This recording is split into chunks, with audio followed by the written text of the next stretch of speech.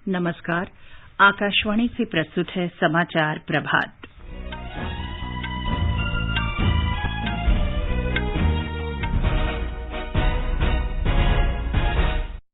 प्रधानमंत्री नरेंद्र मोदी उत्तराखंड में केदारनाथ पहुंचे, कई परियोजनाओं की आधारशिला और उद्घाटन का कार्यक्रम। प्रधानमंत्री ने जम्मू कश्मीर के नौशेरा में जवानों के साथ दीपावली मनाई। उन्होंने सर्जिकल स्ट्राइक करने वाली नौशेरा ब्रिगेड की सराहना की। राष्ट्रव्यापी कोविड टीकाकरण अभियान के अंतर्गत अब तक 1,07,74,22,000 से अधिक टीके लगाए गए। ब्रिटेन ने कोविड महामारी के उपचार के लिए विश्व की पहली गोली को मंजूरी दी। भारत ने विश्व समुदाय से सौर ऊर्जा के विकास को प्राथमिकता देने का आग्रह किया। आज गुजराती नववर्ष बेस्तु वर्ष मनाया जा रहा है।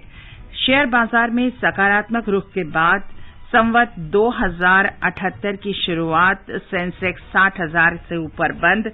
आईसीसी T20 क्रिकेट विश्व कप में अबुधाबी में अपने अंतिम लीग मैच में श्रीलंका ने वेस्टइंडीज को 20 रन से हराया। मौजूदा चैंपियन वेस्टइंडीज टूर्नामेंट से बाहर। आज शाम दुबई में भारत का सामना स्कॉटलैंड से।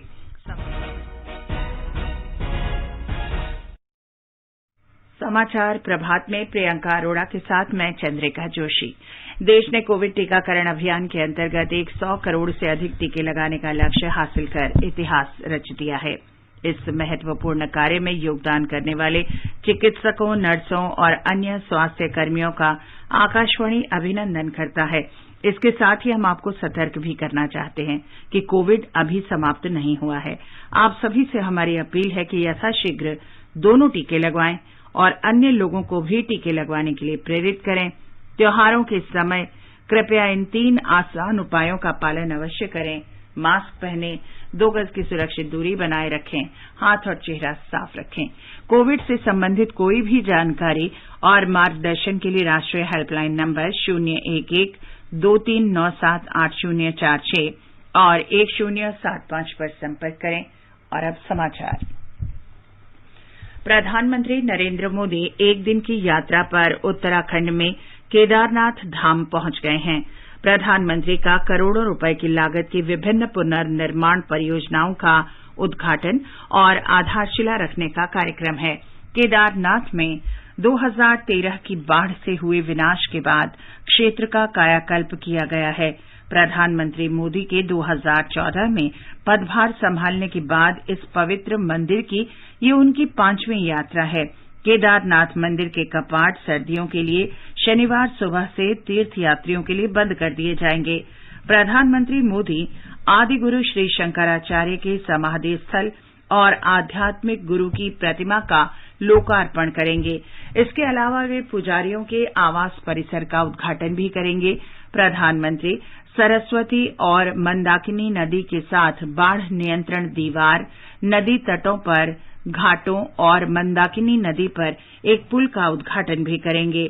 प्रधानमंत्री प्राथमिक चिकित्सा केंद्र, पर्यटन सुविधाओं और मंदाकिनी आस्था पथ पंक्ति प्रबंधन की आधारशिला रखेंगे। आस्था पथ बन जाने से केदारनाथ मंदिर का दर्शन करना आसान हो जाएगा। प्रधानमंत्री 4 धाम को जोड़ने की परियोजना पर विशेष ध्यान देते रहे हैं।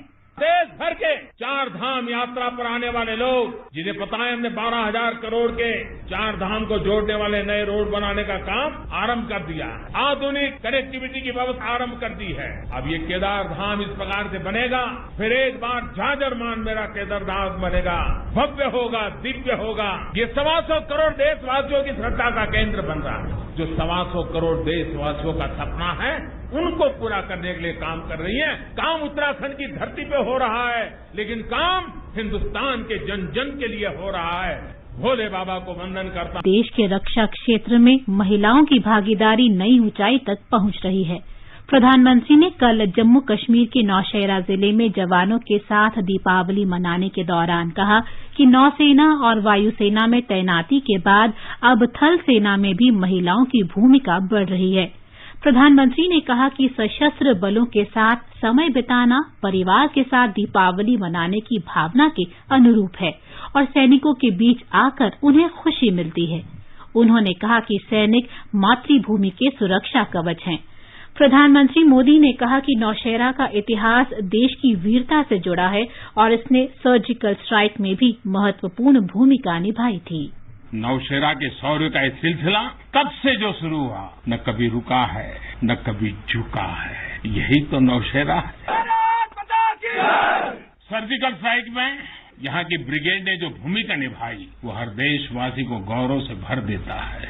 और वो दिन तो मैं हमेशा याद रखूंगा, क्योंकि मैं तय किया था सूर्यास्त के पहले कि सब लोग लौट करके आ जाने चाहिए। और मैं हर पल फोन की घंटी पर टिकटिका के बैठा हुआ था कि आखिर से आखिर मेरा जवान पहुंच गया क्या। और कोई भी नुकसान किए बिना ये मेरे वीर जवान लौट करके आ गए, पराक्रम करके आ गए, सिद्धि प्राप्त करके आ गए। भारत माता की जय। सर्जिकल स्ट्राइक के बाद यहाँ अशांति फैलाने के अनगिनत कुत्सित प्रयास हुए, आज भी होते हैं, लेकिन हर बार आतंकवाद को मुंह तोड़ जवाब मिलता। असत्य और अन्याय के खिलाफ इस धरती में एक स्वाभाविक प्रेरणा। ये समाचार आकाशवाणी से प्रसारित किए जा रहे हैं। समाचार प्रभात में आपका फिर स्वागत है। देश में 107 करोड़ से अधिक कोविड रोधी टीके लगाए जा चुके हैं। अब तक 107 करोड़ 74 लाख 22 हजार से अधिक टीके लगाए गए हैं। इनमें से 73 करोड़ 94 लाख टीके पहली डोज के रूप में और 33 करोड़ 79 लाख दूसरी डोज के रूप में लगाए गए हैं। केंद्र राष्ट्रव्यापी टीकाकरण अभियान के अंतर्गत राज्यों और केंद्र शासित प्रदेशों को निःशुल्क कोविड वैक्सीन उपलब्ध करा रहा है। ब्रिटेन के स्वास्थ्य विभाग ने कोविड-19 के हल्के लक्षण वाले लोगों के उपचार के लिए विश्व की पहली एंटीवायरल गोली को मंजूरी दे दी है। औषधि और स्वास्थ्य देखभाल उत्पाद नियामक एजेंसी ने बताया कि दवा मोलनुपिराविर को गंभीर संक्रमण का खतरा रोकने में प्रभावी पाया गया है। इसे हल्के से मध्यम लक्षण वाले लोगों के लिए अधिकृत किया गया है, जिनमें संक्रमण गंभीर हो जाने का कम से कम एक कारण हो। इन कारणों में मोटापा, 60 वर्ष से अधिक उम्र, डायबिटीज या हृदय रोग शामिल हैं। ब्रिटेन के स्वास्थ्य मंत्री साजिद जावेद ने कहा है कि ये गोली गंभीर संक्रमण की आशंका वाले लोगों के लिए काफी उपयोगी और प्रभावी साबित होगी। आगे बढ़ने से पहले एक नजर मुख्य समाचारों पर। प्रधानमंत्री नरेंद्र मोदी आज उत्तराखंड में केदारनाथ में कई परियोजनाओं की आधारशिला और उद्घाटन का कार्यक्रम। प्रधानमंत्री ने जम्मू कश्मीर के नौशेरा में जवानों के साथ दीपावली मनाई। उन्होंने सर्जिकल स्ट्राइक करने वाली नौशेरा ब्रिगेड की सराहना की। राष्ट्रव्यापी कोविड टीकाकरण अभियान के अंतर्गत अब तक 1 अरब 7 करोड़ 73 लाख से अधिक टीके लगाए गए। ब्रिटेन ने कोविड महामारी के उपचार के लिए विश्व की पहली गोली को मंजूरी दी। भारत ने विश्व समुदाय से सौर ऊर्जा के विकास को प्राथमिकता देने का आग्रह किया। आज गुजराती नववर्ष बेस्तु वर्ष मनाया जा रहा है। शेयर बाजार में सकारात्मक रुख के साथ संवत 2078 की शुरुआत, सेंसेक्स 60,000 से ऊपर बंद। आईसीसी 2020 क्रिकेट विश्व कप में अबू धाबी में श्रीलंका ने अपने अंतिम लीग मैच में वेस्टइंडीज को 20 रन से हराया। मौजूदा चैंपियन वेस्टइंडीज टूर्नामेंट से बाहर। आज शाम दुबई में भारत का सामना स्कॉटलैंड से। भारत ने ब्रिटेन में ग्लासगो में COP26 जलवायु सम्मेलन में वैश्विक समुदाय से सौर ऊर्जा को प्राथमिकता देने का आग्रह किया है। पर्यावरण, वन और जलवायु परिवर्तन मंत्री भूपेंद्र यादव ने अंतर्राष्ट्रीय सौर गठबंधन के ब्रिटेन की साझेदारी में ग्रीन ग्रिड पहल एक सूर्य एक विश्व एक ग्रिड विषय पर आयोजित विशेष कार्यक्रम में भारत का प्रतिनिधित्व किया। संयुक्त राष्ट्र जलवायु संधि में शामिल देशों के शिखर सम्मेलन COP26 के सिलसिले में आकाशवाणी से 12 नवंबर तक विशेष श्रृंखला COP26 एक्सप्लेनर का प्रसारण किया जा रहा है। इसके तहत हम प्रतिदिन संबंधित विषयों का उल्लेख करते हैं। आज हम बात कर रहे हैं कार्बन ट्रेड की। आकाशवाणी समाचार ने कार्बन ट्रेड के बारे में विस्तार से जानकारी के लिए नवीकरणीय ऊर्जा और जलवायु नीति विशेषज्ञ नम्रता मुखर्जी से बातचीत की। कार्बन ट्रेडिंग एक ऐसा सिस्टम है जिसके तहत जो भी उद्योग जितना कार्बन डाइऑक्साइड हवा में छोड़ेगा उसको उतना ही टैक्स भरना पड़ेगा। आसान शब्दों में प्रदूषण करने वालों को उसकी भरपाई भी करनी पड़ेगी, जिसको इंग्लिश में हम पोल्यूटर पेज मैकेनिज्म कहते हैं। कार्बन ट्रेडिंग की व्यवस्था से नए रोजगार उत्पन्न होते हैं, प्रदूषण कम होता है और उद्योग वानिकी इंडस्ट्रीज सोच समझ के ऊर्जा खर्च करते हैं। साथ ही साथ कार्बन ट्रेडिंग से जो पैसा इकट्ठा होता है वो क्लाइमेट की योजनाओं के काम आते हैं। विश्व में कम से कम 45 देश कार्बन ट्रेडिंग योजना चला रहे हैं। ऐसे प्रोजेक्ट किसी क्षेत्र या कंपनी के प्रदूषण को कम करने में सहायता करते हैं। कार्बन ट्रेडिंग भारत के 2070 के नेट जीरो के लक्ष्य को प्राप्त करने में भी बहुत उपयोगी साबित कर सकता है। शेयर बाजार ने कल सकारात्मक रुख के साथ संवत 1078 की शुरुआत की। 1 घंटे के मुहूर्त ट्रेडिंग सत्र के दौरान सूचकांक में 0.5% यानी 296 अंकों की बढ़ोतरी हुई और ये 60,068 पर पहुंच गया। निफ्टी में भी 0.5% यानी 88 अंकों का उछाल आया और ये 17,917 पर पहुंच गया। लगातार चौथे वर्ष मुहूर्त सत्र में शेयर बाजार में वृद्धि का रुख रहा। गुजराती नववर्ष बेस्तु आज देश के विभिन्न भागों में हर्षोल्लास से मनाया जा रहा है। नौशेरा से प्रधानमंत्री ने देशवासियों को गोवर्धन पूजा, भैया दूज, छठ पर्व और गुजराती नववर्ष की बधाई और शुभकामनाएं भी दी। देश के अन्य हिस्सों में बड़ी संख्या में लोग आज दिवाली का जब दूसरा दिन होता है तो नववर्ष की भी शुरुआत करते हैं और हमारे यहाँ तो हिसाब किताब भी दिवाली से पूरा होता है और दिवाली के दूसरे दिन से शुरू होता है। खास करके गुजरात में नया साल होता है तो मैं नौशेरा की इस वीर भूमि से गुजरात के लोगों को भी और जहाँ जहाँ नववर्ष मनाते उन सबको भी अनेक अनेक मंगल कामनाएं उनके लिए देता हूँ। गोवर्धन पर्व आज देश के विभिन्न हिस्सों में आस्था और श्रद्धा के साथ मनाया जा रहा है। उत्तर प्रदेश में विशेष तौर पर मथुरा और वृंदावन में गोवर्धन पूजा आस्था के साथ की जा रही है। ब्यौरा हमारे संवाददाता से।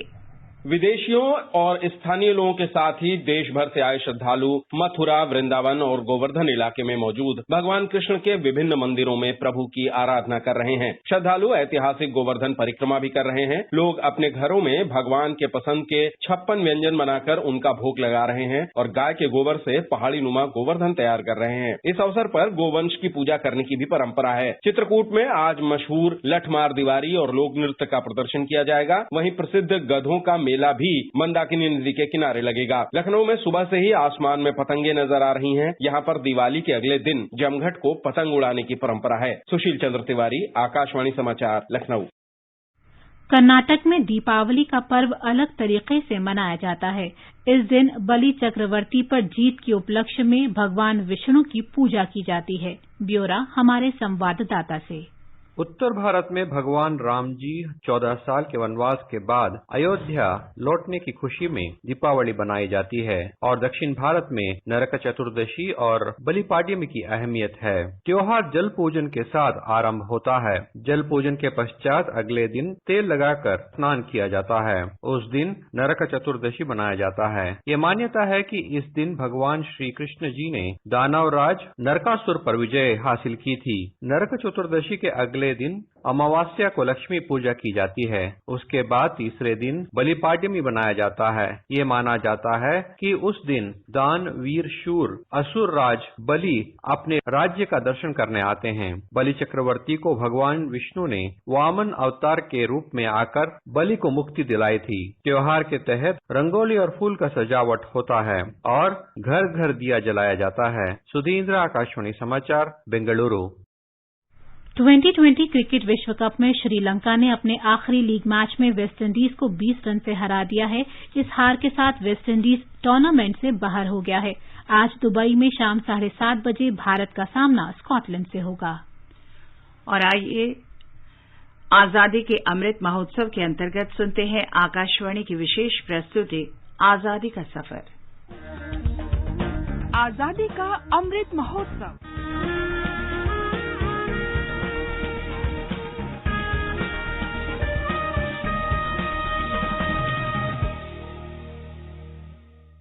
आजादी का सफर आकाशवाणी के संग। भारत का गौरवशाली स्वतंत्रता संग्राम आधुनिक दुनिया के अब तक के सबसे महान संघर्षों में से एक है। आकाशवाणी समाचार आपके लिए लेकर आता है प्रतिदिन इस संघर्ष की एक झलक। आधार भूलिते जाए, आधार भूलिते गिए। आज की कड़ी में हम स्वतंत्रता सेनानी, राजनीतिक कार्यकर्ता, विद्वान और कवि चित्तरंजन दास को याद कर रहे हैं। चित्तरंजन दास का जन्म 5 नवंबर 1870 को हुआ था। देशबंधु के नाम से लोकप्रिय चित्तरंजन दास महात्मा गांधी के करीबी सहयोगी और बंगाल में स्वराज पार्टी के संस्थापक नेता थे।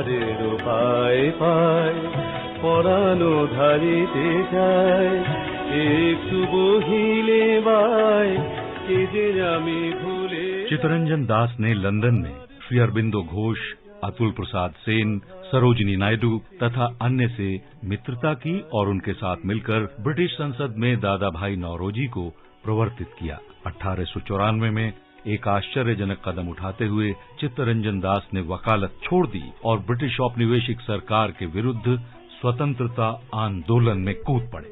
चित्तरंजन दास ने 1909 में अलीपुर बम मामले में शामिल होने के मामले में अरबिंदो घोष का सफलतापूर्वक बचाव किया।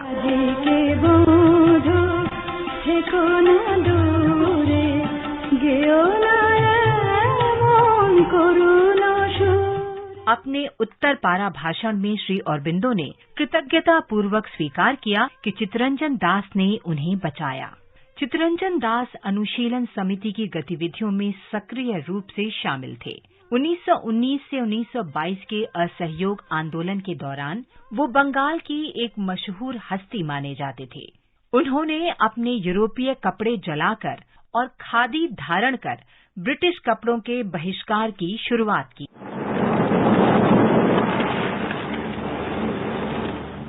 1924 में चित्तरंजन दास कलकत्ता नगर निगम के पहले महापौर के रूप में चुने गए थे। वो राष्ट्रीय स्वतंत्रता की प्राप्ति के लिए अहिंसा और संवैधानिक तरीकों में विश्वास रखते थे और हिंदू मुस्लिम एकता, सहयोग और सांप्रदायिक सद्भाव की हिमायत करते थे। चित्तरंजन दास उस समय एक प्रतिष्ठित बांग्ला कवि के रूप में उभरे। जब राष्ट्रीय आंदोलन के मुश्किल दिनों के दौरान उन्होंने मलंचा और माला नामक कविताओं के संग्रह के पहले 2 खंड प्रकाशित किए। 1913 में उन्होंने सागर संगीत का प्रकाशन किया। नामिए नाओ ज्ञानेर बोझा, सইতে नारी बोझार भार, आमार सकल अंग हांपिए उठे नयने तेरे अंधकार। 1925 में अधिक काम करने के कारण उनका स्वास्थ्य खराब रहने लगा। चित्तरंजन अपनी सेहत ठीक करने दार्जिलिंग गए थे। वहां महात्मा गांधी उनसे मिलने आए और कुछ दिन उनके साथ रहे। चित्तरंजन दास का 16 जून 1925 को निधन हो गया। आज ये हृदय मोर छिड़ेछे बंधन। कलकत्ता में उनकी अंतिम यात्रा का नेतृत्व महात्मा गांधी ने किया था। चित्तरंजन दास के निधन पर गांधी जी ने कहा था कि चित्तरंजन दास उन महान लोगों में से थे जिन्होंने सपना देखा और भारत की स्वतंत्रता की बात की। उनका दिल हिंदुओं और मुसलमानों के बीच कोई अंतर नहीं करता था और यहाँ तक कि वे अंग्रेजों के प्रति भी कोई दुर्भावना नहीं रखते थे। प्रभाते जागृत हृदय शेष करो गान, हमार जीवन भरा विश्वेर आभार। आज हम बंबई के शेर फिरोज शाह मेहता को याद कर रहे हैं, जिनकी मृत्यु 5 नवंबर 1915 को हुई थी।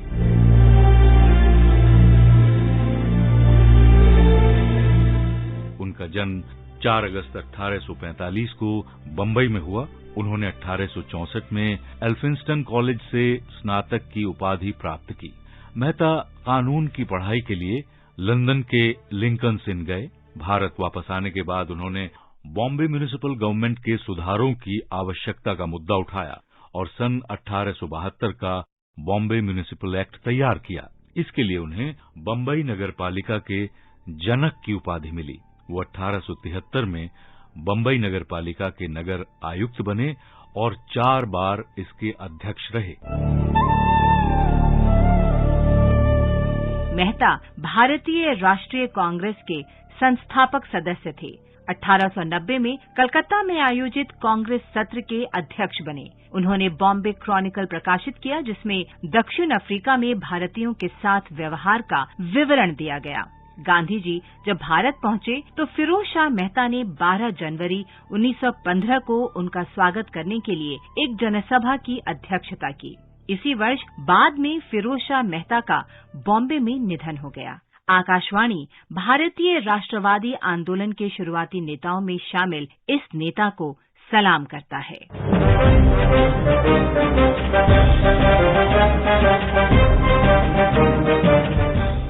5 नवंबर 1945 को लाल किले में आईएनए का मुकदमा शुरू हुआ। आईएनए के बचे हुए सदस्यों पर ब्रिटिश औपनिवेशिक सरकार ने राजद्रोह का मुकदमा चलाया था। हालांकि इस मुकदमे की सुनवाई को सार्वजनिक करने का निर्णय अंग्रेजों की गंभीर गलती साबित हुआ, क्योंकि इससे राष्ट्रवाद की एक नई लहर पैदा हो गई।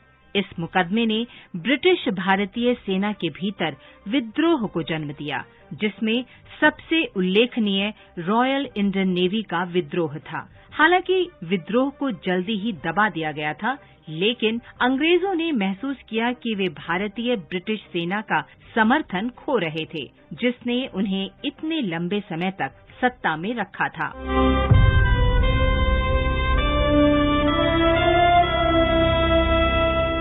इसके साथ ही आजादी का सफर आकाशवाणी समाचार के संग श्रृंखला का ये अंक समाप्त हुआ। मिलते हैं कल अगली कड़ी में।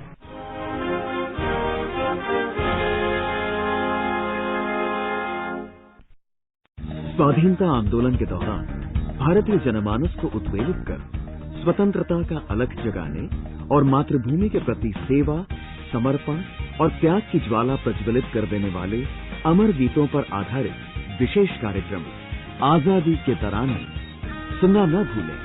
FM गोल्ड 100.1 मेगाहर्ट्ज पर प्रत्येक शुक्रवार शाम 4:45 पर परिक्रमा कार्यक्रम के अंतर्गत आजादी के तराने सिर्फ आकाशवाणी पर। और अब एक नजर मौसम पर। दिल्ली, मुंबई और चेन्नई में आंशिक रूप से बादल छाए रहेंगे। दिल्ली में कोहरा और चेन्नई में हल्की बारिश का अनुमान है। श्रीनगर, जम्मू, गिलगित और मुजफ्फराबाद में आंशिक रूप से बादल छाए रहेंगे, जबकि लेह में हल्की बर्फबारी का अनुमान है। तापमान 0 से 5 डिग्री सेल्सियस नीचे से लेकर 26 डिग्री सेल्सियस के बीच रहेगा। गुवाहाटी, इम्फाल और अगरतला में आज सुबह कोहरा छाया रहा। ये समाचार हमारी वेबसाइट newsonair.gov.in/हिंदी पर भी उपलब्ध हैं। और अब प्रियंका बताएं आज के समाचार पत्रों में क्या विशेष है। जी चंद्रिका, कल दीपावली का अवकाश होने के कारण आज अधिकांश समाचार पत्र प्रकाशित नहीं हुए हैं, लेकिन विभिन्न समाचार पत्रों के ई-संस्करणों में क्या विशेष है, ये हम आपके लिए लेकर आए हैं। दैनिक जागरण ने प्रधानमंत्री नरेंद्र मोदी के केदारनाथ दौरे को महत्व दिया है और लिखा है, प्रधानमंत्री मोदी करीब 320 करोड़ रुपए की योजनाओं का शिलान्यास और लोकार्पण करेंगे। पीएम करीब 3.5 घंटे केदारनाथ में रहेंगे। लोक सत्य ने पहली खबर बनाते हुए लिखा है, प्रधानमंत्री नरेंद्र मोदी 2014 से लेकर अब तक हर वर्ष जवानों के साथ दीपावली मनाते रहे हैं। अपनी इस परंपरा को बनाए रखने के लिए उन्होंने कल राजौरी जिले के नौशहरा सेक्टर में सैनिकों के साथ दीपावली मनाई और कहा कि मैं अपने साथ यहां अपने जाबाज सैनिकों के लिए करोड़ों भारतीयों का आशीर्वाद लेकर आया हूं। नवभारत टाइम्स बड़े अक्षरों में लिखता है, बिना पटाखों वाली नहीं, धूम धड़ाके वाली मनी दीपावली। दिल्ली में धुएं का गुबार, हवा हुई बेहद खराब। अखबारों ने लिखा है, दीपावली पर अमेरिका के न्यूयॉर्क शहर के प्रमुख स्थानों को प्रकाश से जगमग कर दिया गया और संयुक्त राष्ट्र के उच्च अधिकारियों ने इस अवसर पर शुभकामनाएं दी।